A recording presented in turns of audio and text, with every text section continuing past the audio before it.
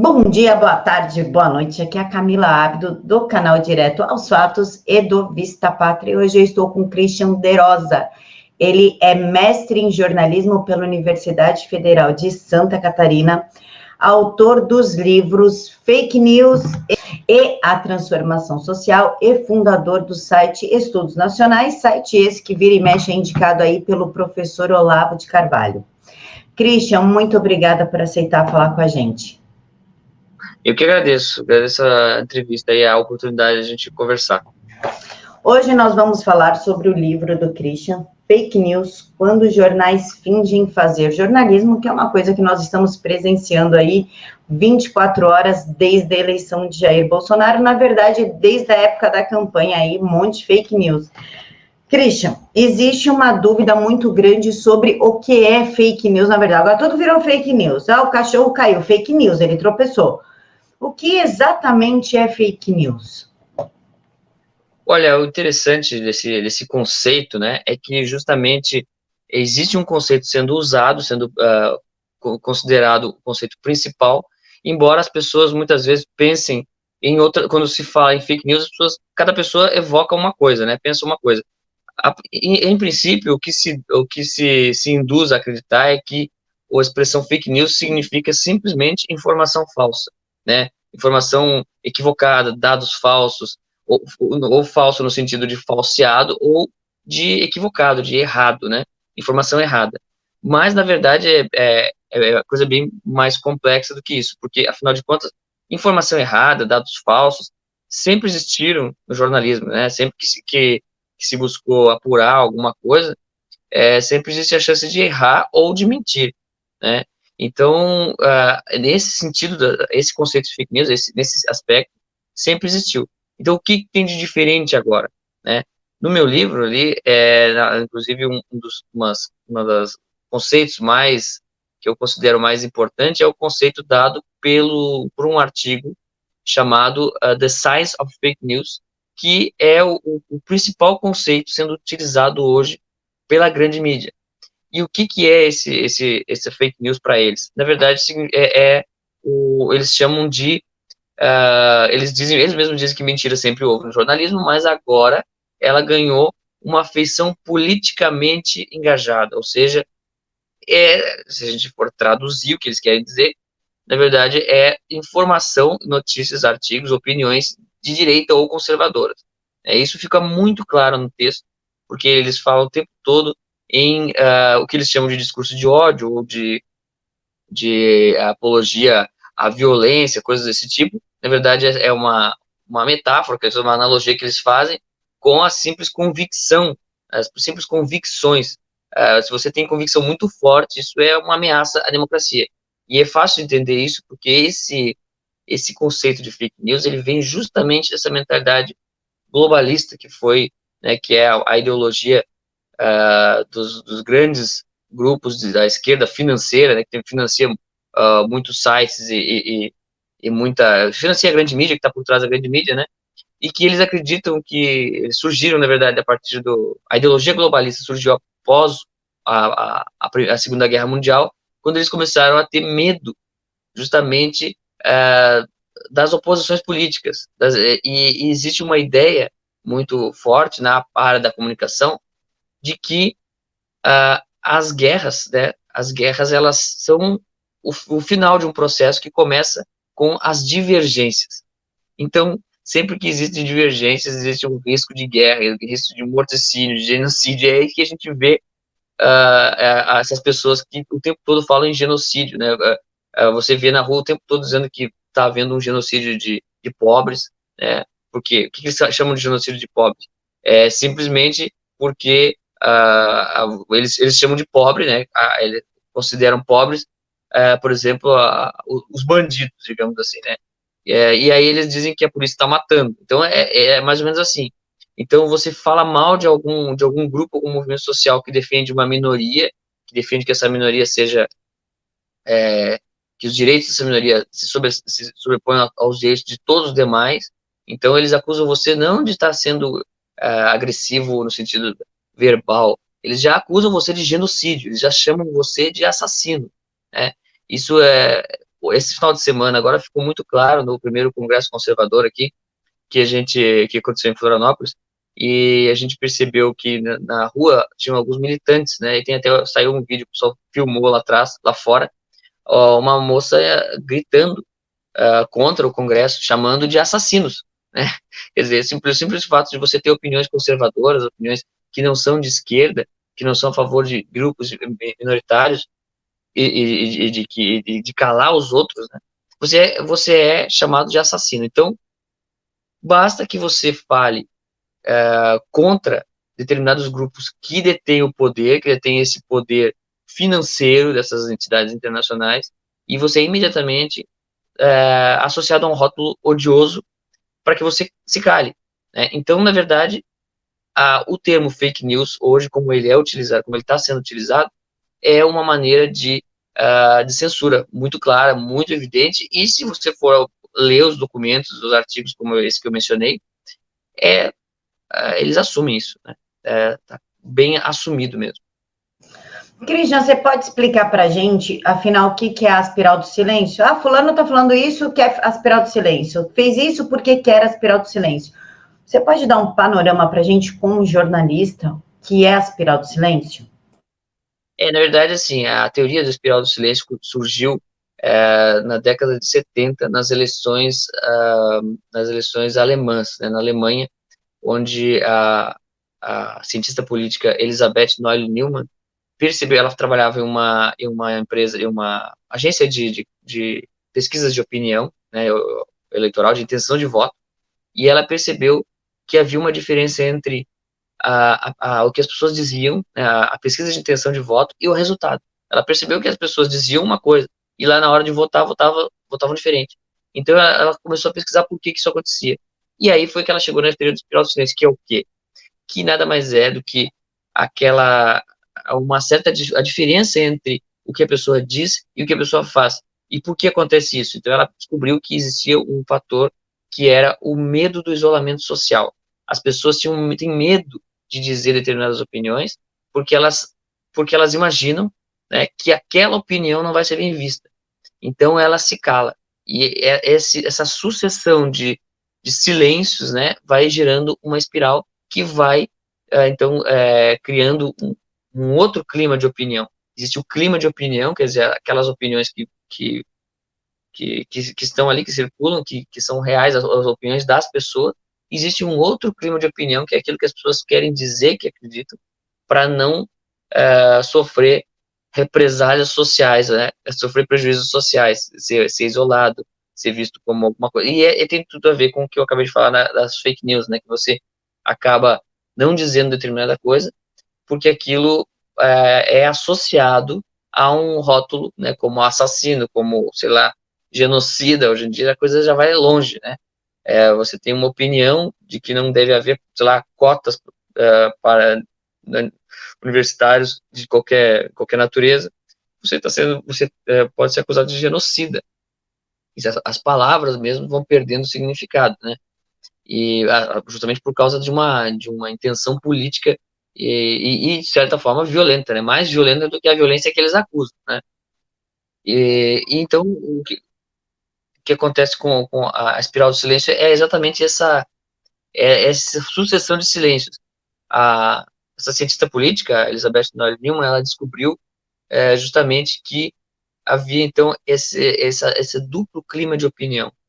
E a mídia, os meios de comunicação, os jornais, eles têm um poder incrível de determinar ou de definir, dar às pessoas a sensação do clima de opinião. Então, eles ficam o tempo todo divulgando certas opiniões e não outras. Então, as pessoas têm a impressão de que aquelas opiniões que eles não disseram são proibidas, quando, na verdade, elas podem ser a maioria, elas podem ser a maior parte das opiniões. Isso ficou muito claro no Brasil com a eleição do Jair Bolsonaro, que representou aí o rompimento de uma espiral de silêncio. Né? Um grande rompimento de espiral de silêncio, porque as pessoas se libertaram dessa espiral. Elas disseram, não, eu posso... É porque, na verdade, a internet favorece isso, né? A mídia pode estar dizendo que a opinião da maioria é uma, e mesmo que a opinião da maioria seja outra. Mas as pessoas hoje com a internet, elas descobrem na internet núcleos de pessoas que pensam igual. Então elas rompem a espiral maior do silêncio e criam sua própria, né, que é o que eles chamam de as bolhas de opinião, né? Você tem o seu grupo de referência e aquelas opiniões que eles têm são as suas e aquelas são as permitidas. Também existe isso, né? Diferente, aquilo fica proibido. Mas, de certa forma, é melhor essa situação, que ela vem justamente da liberdade de opinião, e de uma libertação de uma espiral do silêncio centralizadora. É preferível uma espiral do silêncio descentralizada, como é a internet, do que uma espiral única, né, produzida, controlada pela grande mídia, que é o que os grandes grupos de comunicação querem reaver, querem retomar de novo o poder, porque é assim que eles influenciam a opinião pública. E esse rótulo fake news, ele surge justamente para isso. Esse é o grande instrumento de retorno do poder da grande mídia, como ele existia, né, na maior parte do século XX, antes da internet. Então é uma reação. Então, muita gente fala em espiral do silêncio para lá e para cá, e até as pessoas às vezes falam como sinônimo simplesmente de uma maquinação, uma coisa, mas na verdade a espiral do silêncio não é necessariamente intencional, ele é um processo natural da opinião pública, né? Onde tem opinião pública, onde tem pessoas e meios de comunicação mais ou menos genéricos que falam para muitas pessoas, acontece isso, né? É natural. Christian, no livro, já que a gente entrou no assunto do espiral do silêncio, fala muito do jornalismo sensacionalista e do jornalismo integrador. Qual é a diferença entre os dois e o que está acontecendo com a grande mídia hoje, a ponto da Folha perder a licitação? Pois é, o interessante desses dois tipos de jornalismo, claro que existem muitas formas de distinguir o jornalismo, a gente pode falar outros dois tipos de jornalismo, ou três tipos de jornalismo, quatro tipos, pode segmentar de várias formas, né? Mas no livro Fake News eu quis usar esses dois tipos porque eles são dois grupos bem definidos, bem claros e que representam uma certa maneira de fazer jornalismo. Então, por exemplo, o jornalismo sensacionalista, ele é, de certa forma, em algum aspecto, ele é o primeiro a surgir, o primeiro jornalismo comercial a surgir, porque por que ele é sensacionalista? O que faz dele essa coisa de querer vender, querer apelar para as sensações das pessoas, apelar para os títulos bombásticos e tal. Por quê? Porque é aquele jornalismo que surgiu dos jornais, os pequenos jornais que eram vendidos na banca, eram vendidos na rua, e eles eram vendidos por assim, unidade, né? Então, eram chamados, nos Estados Unidos, eles chamavam penny press, né? Imprensa de centavos, porque o jornal custava ali 50 centavos e cada exemplar que vendia, né? Para vender cada exemplar, precisava chamar a atenção do leitor. Então, os títulos eram muito bombásticos, eles apelavam muito para as sensações das pessoas, para os temores dela, para os medos, para tudo, né? Isso é justamente sensacionalismo, que apela para nossas sensações mais que levam a gente a tomar a decisão de comprar, né? Então, ele tem essa característica. Então, o título, por exemplo, do jornalismo, das matérias, né? A manchete, ela tem um papel importantíssimo nesse jornalismo sensacionalista. E nessa época do jornalismo sensacionalista é que surgiram as primeiras, o que a gente pode chamar, que hoje a gente chama genericamente de fake news, porque os títulos às vezes eram mentirosos ou forçavam a barra para puxar determinada impressão, né? Então era, de certa forma, é um jornalismo também de fake news, muita mentira. Mas ele era descompromissado com grandes grupos, essa é a vantagem dele, né? Então, mas aí quando isso muda, né, é quando surge o primeiro jornal que inaugura uma coisa diferente desse sensacionalismo é o New York Times. Ele surge oferecendo uma outra coisa, dizendo, ao invés de vender jornais nas bancas, eles vendem assinaturas. Então, o jornal por assinatura inaugurou uma mudança radical no jornalismo. Por quê?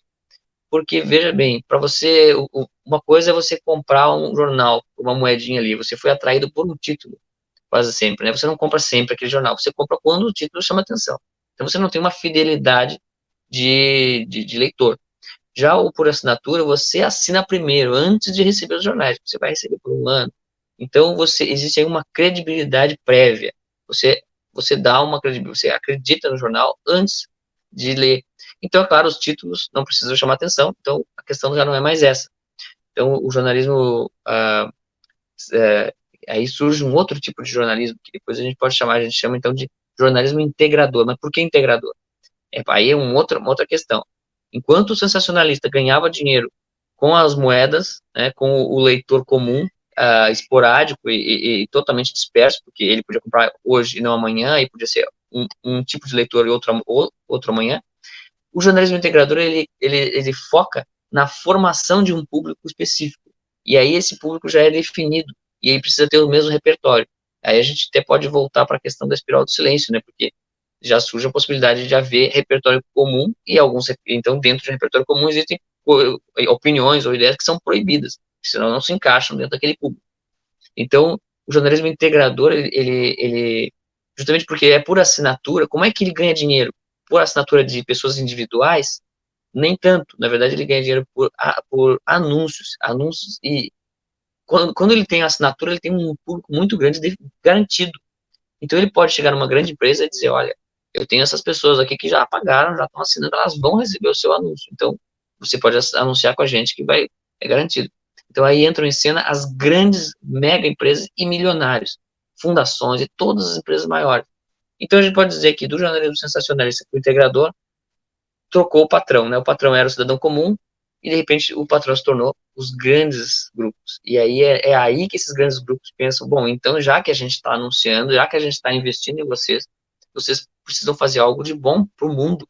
E a gente precisa formar uma sociedade melhor. A gente precisa ajudar a que esse jornal crie uma sociedade melhor. Então, é aí que o jornal se torna transformador, né? O tema do meu primeiro livro, a transformação social. E o jornalista se torna transformador. É claro que tanto o sensacionalista quanto o integrador já existiam antes do jornalismo ficar completamente transformador. Porque existia uma transformação aqui, outra ali, mas existia a coisa era meio misturada, né? Agora, a partir do metade do século XX, a coisa começa a ficar muito forte, porque entra em cena esses grandes grupos com uma força muito maior. Então, isso se torna... aí que o jornalismo acredita que tem uma função de transformação social dentro da ideia de integração. Ele tem que integrar as pessoas, harmonizar, manter a paz, e é aí que entra, então, a ideia da fake news, a ideia de vigiar as opiniões, se as opiniões são positivas para a sociedade ou se elas têm potencialidade danosa, agressiva, violenta, de gerar uma guerra, etc. Então, aí é que tem opiniões proibidas. Aí começa o politicamente correto, né? Aí começa a haver uma vigilância nas opiniões. Então, de certa forma, o jornalismo sensacionalista, ele é perigoso porque ele é mentiroso, mas ele é pessimista, ele não é otimista em relação ao ser humano, em relação à sociedade, né? Já o integrador, ele é somente aquele otimismo de querer dizer que tudo bem, tudo tem que ficar bem. Se precisar omitir informações, é mais importante. Por que se omitiu durante tanto tempo sobre o Foro de São Paulo, né? Porque era importante que o Foro de São Paulo crescesse para uma revolução social que eles achavam boa.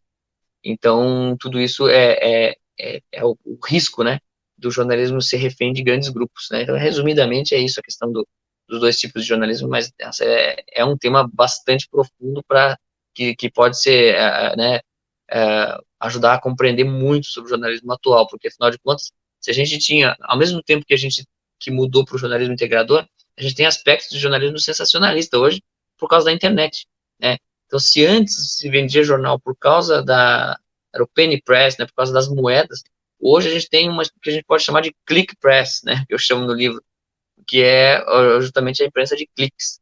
Mas isso é feito agora, essa técnica de vender por título, que é a técnica do jornalismo sensacionalista, é usada pelo jornalismo integrador, né? Christian, vamos pegar aqui um fato específico que está acontecendo no Brasil. Você é aluno do Olavo de Carvalho. O Olavo é tido como um guru de uma seita maléfica que não permite que as pessoas pensem fora daquilo. E isso a imprensa fez.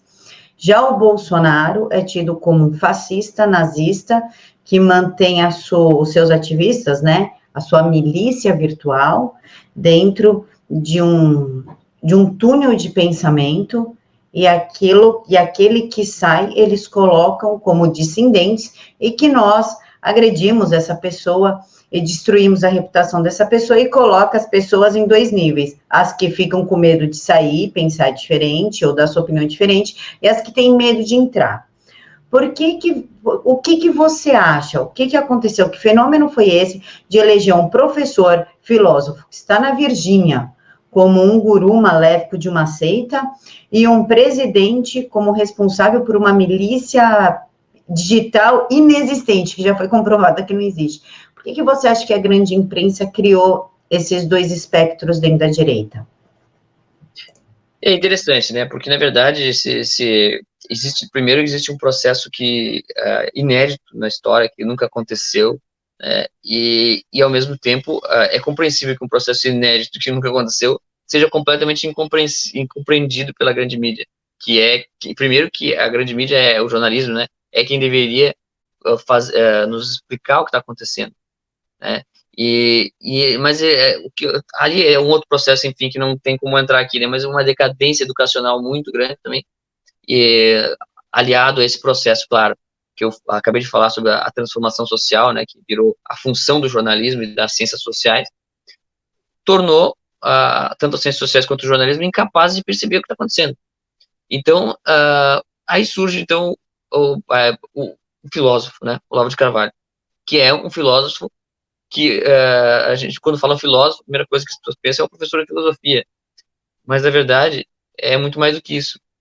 Isso significa que as pessoas não sabem o que é um filósofo. Então, até porque muito poucas vezes surgiu um filósofo na história. Houve épocas que surgiam mais, né? Hoje em dia é muito mais raro. Mas, de repente, surge um filósofo que explica as coisas. Primeiro que ele tem vários, várias ideias filosóficas mesmo, uma obra filosófica imensa, e ele põe essa obra filosófica em ação, né? Ele não fica lá no abstratismo, não, porque o indivíduo, o sujeito, ele não fica naquilo, ele pega e, não, como é que se aplica isso para o que está acontecendo agora? Então, isso as pessoas não estão acostumadas, né? Eles acham que filosofia é abstratismo, e na verdade, quando ele põe a coisa em prática, a filosofia dele, as categorias na obra dele, ele colocou para entender a realidade, como o sujeito da história, enfim, diversas formas de entender o que está acontecendo, a política, a conjuntura mundial, né, e nacional. Aí as pessoas enxergam aquela análise dele, elas só conseguem enxergar aquela análise dele através dos interesses que elas têm, né, momentâneos, elas não conseguem ver a coisa nessa amplitude. Então, sempre, o que a mídia gostaria de fazer é justamente perseguir as pessoas e assassinar reputações. Então, quando elas veem o professor Olavo de Carvalho tentando entender o que está acontecendo e apontando os atores sociais e quais são as suas intenções, eles pensam que está assassinando reputações, está perseguindo as pessoas e tal. A mesma coisa acontece com políticos oportunistas, como o Alexandre Frota, o próprio Felipe Moura Brasil, né, que entrou na onda aí, publicando um livro do professor Olavo, mas que justamente por não ter lido a obra do professor Olavo, não ter estudado com ele, não ter parado, sentado para entender a coisa, aplicado a coisa na sua própria vida, ter feito uma reflexão profunda, uma reflexão sincera, não fez nada disso. Então ele simplesmente olhou para aquilo de fora, não entendeu, mas entendeu superficialmente algumas pautas, né, ou aquilo que pareceu pautas políticas, ou muito superficialmente culturais, digamos assim, de polêmicas, né, midiáticas, e aí se aproveitou daquilo, achou que dava para lucrar com isso e entrou. Mas aí quando a parte mais profunda do pensamento do Olavo aparece, aí eles não entendem nada e eles se opõem radicalmente. Então, você vê que as pessoas são assim, elas aderem às ideias até o ponto em que essas ideias ajudam elas. Quando essas ideias tentam dizer algo de verdadeiro que possa esclarecer e apontar os erros delas, aí elas se revoltam contra, porque elas querem continuar cometendo os erros, continuar fazendo as coisas erradas, e alguém para dizer que está tudo certo, está fazendo tudo bem, que é muito bonito, que é isso. Na verdade, no fundo, é um problema lá psicológico, né, de reforço psicológico, necessidade de reforço psicológico, de afirmação, que elas precisam da mamãe dizendo, tá muito bonito, filhinho, vai fazendo isso, faz assim mesmo, e não corrigindo, né, eles não querem isso. Então, essas personalidades, que são personalidades, assim, de certa forma, reflexo, né, da decadência que a gente sofreu nos últimos séculos aí, elas acabam se revoltando e criando essas categorias. Então, a gente vê, por exemplo, situações como essa CPMI das fake news, em que eles tentam criar eu até coloquei entre aspas uma expressão, um artigo que eu escrevi recentemente, que eu li numa dessas CPMIs, que fala alguma coisa do tipo um diretório de operações estruturadas, né? Que eles estavam entendendo isso. Existe um diretório central de operações estruturadas funcionando ou no Palácio do Planalto, ou lá na Virgínia, ou em algum lugar, na casa de alguém, e que se manifesta nas redes sociais, etc., com uma direção, um centro de compartilhamento, praticamente uma KGB, né? Na verdade, eles não conseguem entender como funciona a circulação natural de ideias. Primeiro, a circulação natural de ideias. Depois, a própria teoria da espiral do silêncio, como eu falei, é um processo natural, né? Então, existem quando você entende algumas coisas, você cria de grupos que representam certas ideias, tem um repertório, obviamente elas vão rejeitar ideias opostas, então isso é natural. Agora, além de tudo isso, ainda existe isso que eu falei no início, né? O surgimento de um filósofo, que é uma coisa muito grande para o Brasil. É grande demais até. Eu não sei se o Brasil merece isso. Tá mostrando que não merece, mas assim, vamos ver o que vai acontecer, né? Se ao fim das coisas vai melhorar, vai ter um efeito positivo. Eu acho que sim, né? Porque além de toda a polêmica que está acontecendo, toda essa vulgaridade que está acontecendo, se primeiras fake news, essa palhaçada toda, existem alunos do professor Olavo que estão estudando, que vão lançar em breve aí, sempre estudos mais profundos, cada vez mais profundos, de gente que tá quieta, alunos geniais do professor Olavo de Carvalho, praticamente novos filósofos, novos psicólogos, novos professores de muitas áreas que estão quietos, totalmente desconhecidos, porque são muitos alunos do professor Olavo. E a obra dele é vastíssima, não é só política. A parte política é a primeira que aparece, né? Foi a primeira que apareceu por conta da própria situação do momento, né? A necessidade do momento. Então, não dá para também ficar quieto, né? Mas inclusive pessoas que estão aí no ativismo aí político conservador também tem pessoas que têm outro lado, uma obra, uma coisa que vai surgir e que é muito mais profunda, que o professor Olavo sempre fala. Existem coisas muito mais profundas do que polêmica política, né? A própria necessidade, por exemplo, de obras literárias que vão ser a longo prazo aquilo que vai dar a nossa capacidade, a capacidade do Brasil, do brasileiro, de expressar o que aconteceu, né? E não o jornalismo, né? O jornalismo não vai fazer isso. O jornalismo tem uma outra função, é uma função de informar, é uma função, né, tem também de refletir muita coisa, mas tem um certo limite, porque ele é de curto, médio prazo, e tem coisas de longo prazo também. Então, o que eu vejo é que tanto, como eu falei, é uma incompreensão grande, né, do que se passa mesmo. Christian, no livro também ele fala sobre a cobertura eleitoral e a relação entre a verdade e política. Qual que é essa relação entre verdade e política? Existe uma relação? Na verdade, assim, aí, então, puxando o gancho, né, que a gente falou da obra do Olavo de Carvalho, no livro Aristóteles e Nova Perspectiva, ele fala sobre os 4 discursos, né, de Aristóteles. Então, ali você vê que existem discursos que têm funções diferentes. E a ideia de verdade, ela está por trás de todos os discursos. Ela é a busca, de certa forma, todos os discursos buscam ela, mas eles buscam cada um no seu limite.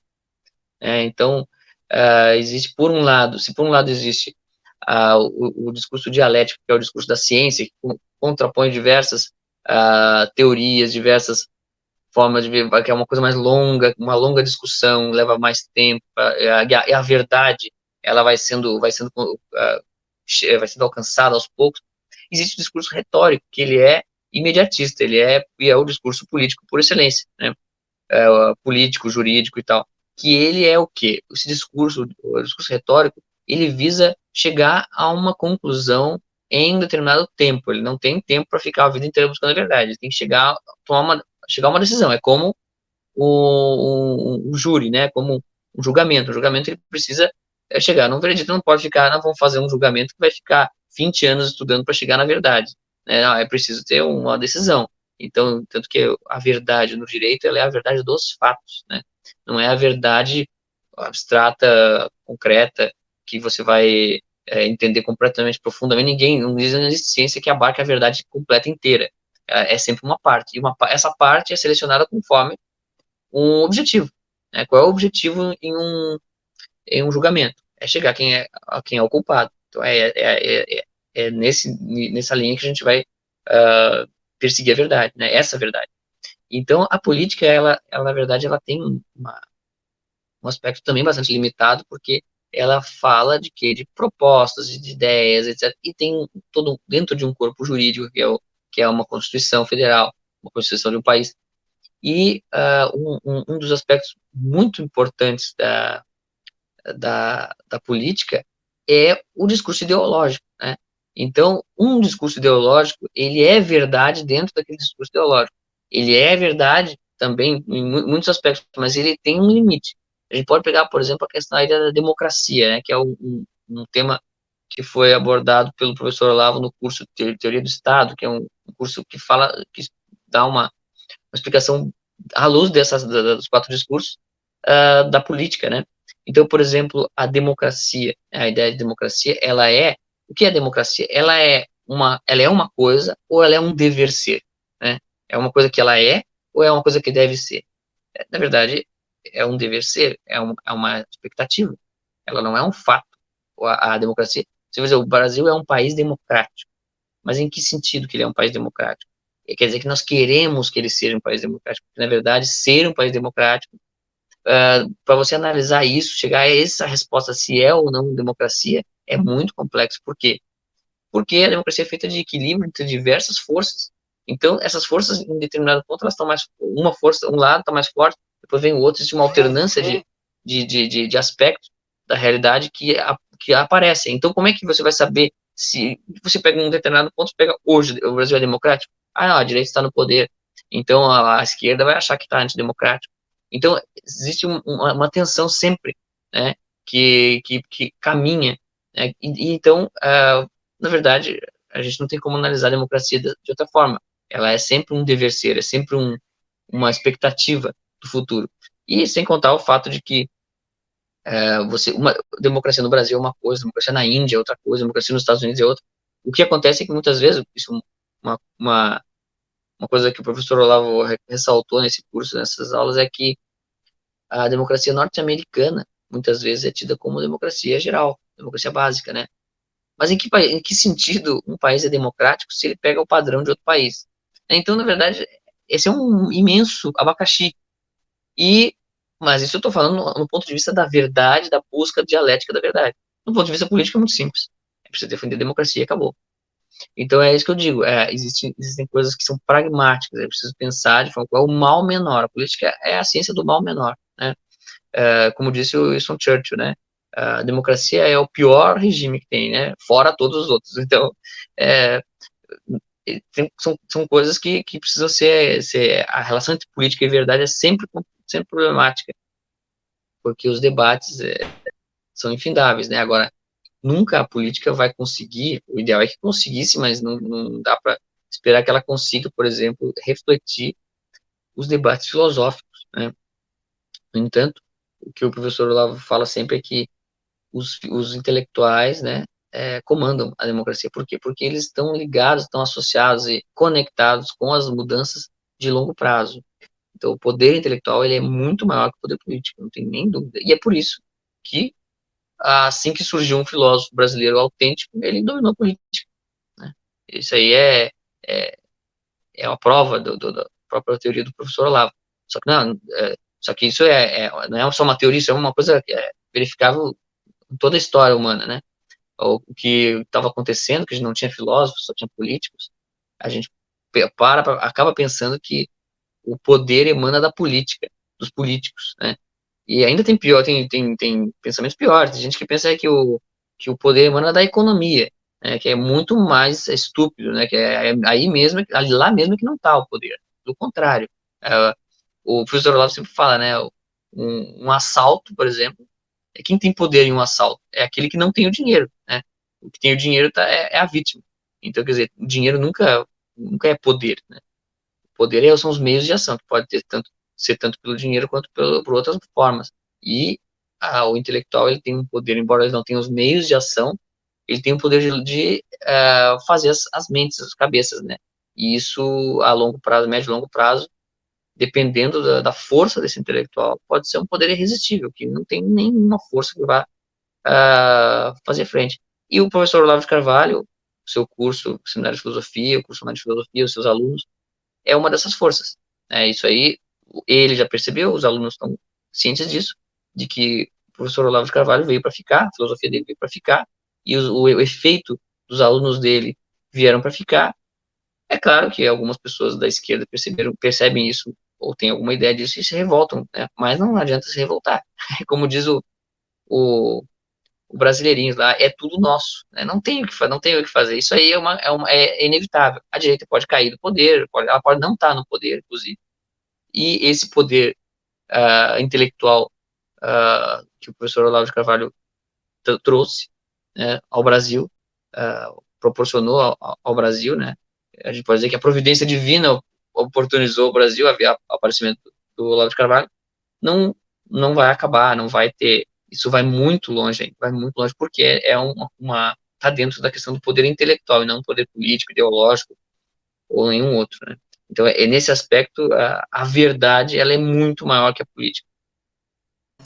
Christian, falando em a cobertura da mídia, a verdade, o poder político, enfim, agora em 2020, como o Bernardo Kister alertou, o TSE vai pegar pesado e parece que os candidatos só vão poder compartilhar matérias da grande mídia. Isso está claro que é uma forma de supressão aos jornalistas independentes e tentar resgatar uma credibilidade que não existe mais em relação à grande mídia. Você é dono de um site que, embora indicado pelo professor Olavo de Carvalho, é tido como mídia independente. Como é que você vê esse fato e por que isso está acontecendo? O candidato pagar uma multa porque ele compartilhou o link de uma mídia independente na qual não há comprovação pela grande mídia. Por que tentar endeusar de novo essa mídia e suprimir as mídias independentes? Eles estão, na verdade, estão desesperados, né? Eles precisam retornar ao poder da grande mídia porque ele é um poder centralizado. Todos os sites da grande mídia, todos, sem exceção, não adianta, porque a Record é mais de direita, tal. Não, ele pode ter alguma nuance, mas eles estão todos unificados. E todos eles trazem o mesmo método, a mesma maneira os mesmos pressupostos, as mesmas crenças, expectativas, né, políticas, que são de esquerda ou globalista, né, e que aí é uma mistura maior de ideologias, mas que também justamente deseja essa centralização. E o que acontece é justamente eles estão tão desesperados que eles querem transformar todas as opiniões, né, domesticar todas as opiniões e selecionar aquelas que eles preferem. Isso já faz muitos anos que está, na verdade, tem no meu primeiro livro, Transformação Social, eu conto ali, explico ali, uma luta acadêmica, né, ainda na linha do que eu falei, né, que o poder intelectual é muito mais poderoso que a política, né, então antes de começar esse negócio, no meio acadêmico já estava se discutindo os riscos da ideia de livre fluxo de informação, porque eles acham que o livre fluxo de informação ele é uma coisa sem controle, né, muito descontrolado, para deixar assim solto. A informação é uma coisa muito perigosa para deixar solta, livre, sem controle algum.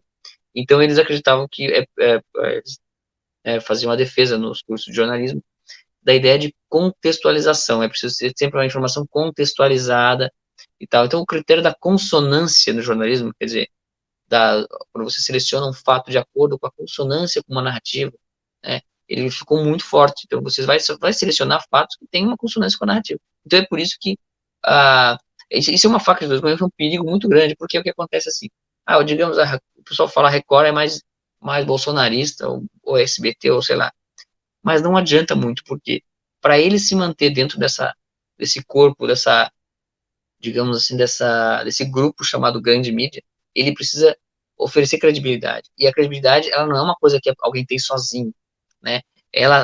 A credibilidade, ela é dada através de um grupo, o grupo que reconhece aquilo como legítimo. Então, e que grupo é esse? O resto dos sites, dos jornais, dos veículos de grande mídia. Então, ele precisa ser reconhecido pelos outros grupos.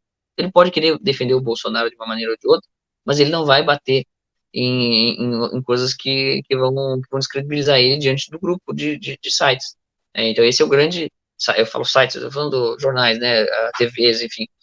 Mas isso é muito óbvio. Por exemplo, agora você falou dos estudos nacionais. Os estudos nacionais, um dos nossos objetivos não é fazer matérias positivas do governo federal, embora, claro, que isso acontece bastante, mas eu não acredito que isso vai ajudar o governo. As pessoas pensam que não precisa mostrar o que o governo está fazendo e tal. Não, o governo está fazendo isso, está mostrando. É preciso que tenha uma mídia que force isso, que foque isso e tal. Mas muito mais importante do que isso é atacar os inimigos do governo, é mostrar porque eles é que são o veneno que está no Brasil. Então é preciso mostrar que esses grupos, esses movimentos, enfim, todos os grupos que fundam uma rede muito grande, muito poderosa, que é quem está fazendo todo esse esquema, na verdade. Então não adianta, por exemplo, muita gente está mostrando aí, o governo Bolsonaro está tendo recordes de apreensões de cocaína, está tendo avanços econômicos, está tendo avanço no turismo, diminuiu o número de criminalidade, um monte de coisas positivas. E o que eles estão tentando fazer? Então, calar, como você falou, calar os políticos para as eleições, quer dizer, esterilizar, cortar o fluxo das redes sociais, que é as redes sociais, com a política, que na verdade é, hoje, o vínculo entre a sociedade e a política, a classe política, entre representados e representantes, né? Eles querem cortar esse vínculo, que na verdade se for pensar pelo conceito essencial de democracia, eles estão, na verdade, decapitando a democracia, eles querem decapitar a democracia, esquartejar a democracia. E, então, o que acontece é que, na verdade, os grupos estão fazendo o que é o trabalho deles. Não interessa se o governo pode fazer o melhor governo do mundo, administrativamente, na polícia, enfim, não vai adiantar. Então, por exemplo, houve um recorde de apreensões de cocaína, mas aí qual foi o efeito? Começou os protestos no Chile, começou a radicalização da esquerda, porque o narcotráfico é um dos fontes de renda da esquerda, dos movimentos revolucionários, né? Ao mesmo tempo, o governo está fazendo tem poucas coisas que o governo pode fazer de positivo para o país que vá ter efeito positivo para o governo. As únicas coisas positivas que o governo pode fazer e que vão ter efeito de positivo para o governo e para o país são ações contra os seus inimigos. Por exemplo, nesse final de semana, o assessor da presidência, Felipe Martins, fez uma palestra lá no primeiro Congresso Conservador e ele enfatizou um assunto que a gente já está, inclusive, comentou no site dos nacionais e pretende falar mais sobre isso, que é a ativação de um tratado entre países latino-americanos, que é um tratado de defesa mútua, né? E o Brasil, aliás, foi a Colômbia que teve essa iniciativa de reativar esse tratado, porque estava preocupada com a proteção a narcotraficantes que a Venezuela está promovendo, proteção, treinamento, financiamento, enfim. Então, isso é uma agressão aos outros países. Aliás, uma agressão à Colômbia. E como então se preferiu ativar esse tratado, que esqueci agora o nome do tratado, Tratado Interamericano de, uh, de Assistência Mútua, uma coisa assim, que, na verdade, o objetivo é atacar. A Colômbia fica fragilizada ali, fica ameaçada. Então, se a Colômbia fica ameaçada, eles preferiram ativar esse tratado para que todos os países ficassem mobilizados em defesa da Colômbia. E o Brasil foi um dos signatários desse tratado, foi aprovada a ativação desse tratado. Isso significa que a América Latina, a qualquer momento, os países da América Latina podem se reunir e fazer uma intervenção militar na Venezuela. Isso não foi noticiado pela grande mídia, praticamente não foi. Isso aconteceu em setembro, 11 de setembro. E isso foi antes dos protestos do Chile, no Equador e tal. Então é por isso que a esquerda está desesperada. Então, essa foi a melhor ação que o governo fez até agora, porque foi contra os seus inimigos, ameaçando os seus inimigos, né? E é por isso que a grande mídia não fala muito disso. A mídia de esquerda, você encontra um bom relatório sobre esse tratado no site Brasil 247, que é o site de extrema esquerda, justamente para alertar a esquerda, né, desse perigo e mobilizar e mostrar como a esquerda o Foro de São Paulo está correndo riscos, então ele precisa reagir, e é por isso que eles estão reagindo. Agora, o que o governo vai fazer contra essa reação, aí é outro problema, e a gente não sabe, na verdade, se vai ter efeito, porque a gente sabe dos planos da esquerda, mas a gente nunca sabe se eles vão conseguir. Mas que eles estão mais articulados que a direita, isso a gente não tem dúvida. Pessoal, esse é o Christian De Rosa, autor do livro Fake News, dono do site Estudos Nacionais, que vira e mexe aí, é indicado pelo professor Olavo. Christian, muito obrigada por ter falado conosco hoje na segunda-feira. Eu que agradeço. Um abraço, obrigado a todos. Christian, você quer deixar suas considerações finais aqui para a galera? Fora falar para comprar o livro pela Livraria dos Estudos Nacionais, porque tem lá, eu vou deixar para vocês o link. Fora isso, você quer deixar aqui as considerações finais para a galera? Bom, eu vou fazer considerações finais, eu vou fazer uma pequena merchandising aqui. A gente está, agora nos últimos meses, agora em agosto, setembro, eu criei um curso online de jornalismo, justamente para tentar resolver um pouco do problema da falta de jornalistas conservadores para fazer frente ao avanço da grande mídia. É muito necessário esse trabalho. Então, só que tem poucos jornalistas, poucas pessoas com formação jornalística mínima, assim, né, e ter alguma noção de como funciona o jornalismo da grande mídia, para poder fazer frente a ele de maneira, né, minimamente isonômica, né. Então, o que acontece é que eu fiz esse curso primeira turma, né, já formei algumas pessoas ali, mas agora, nos próximos meses, eu vou criar um novo curso, que ele é um pouco mais específico, ele vai se chamar Guerra da Informação, que é justamente para formar a Folha de São Paulo chamaria de curso de ódio, né? Mas é um curso justamente para as pessoas compreenderem, poderem escrever, entendendo a geopolítica, como funciona, quais são os movimentos, os grupos em ação hoje, para justamente participar ativamente dessa guerra de narrativas, que é o que está acontecendo, que é a guerra mais importante que está acontecendo hoje no Brasil e no mundo, né? Então, fica o convite para que as pessoas acompanhem no site estudosnacionais.com, que em breve a gente vai noticiar aí a abertura de inscrições para esse curso. Tá? E, além disso, claro, quem quiser já ir estudando alguma coisa do que esse curso vai abordar, isso já está nos meus 2 livros aí, né?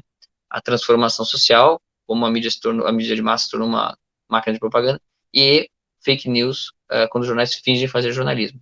Então, é esse o recado. Bom, pessoal, nós já temos um novo QG, então, já que destruíram o nosso QG do ódio, acabou o gabinete do ódio depois dessa maravilhosa CPMI da fake news, agora nós temos outro aqui para se encontrar e aprender a lidar com a informação e fazer jornalismo. Christian, muito obrigada pela sua disponibilidade. Pessoal, muito obrigada por ter nos assistido até aqui. Que Jesus abençoe a vida de todos. Fiquem com Deus.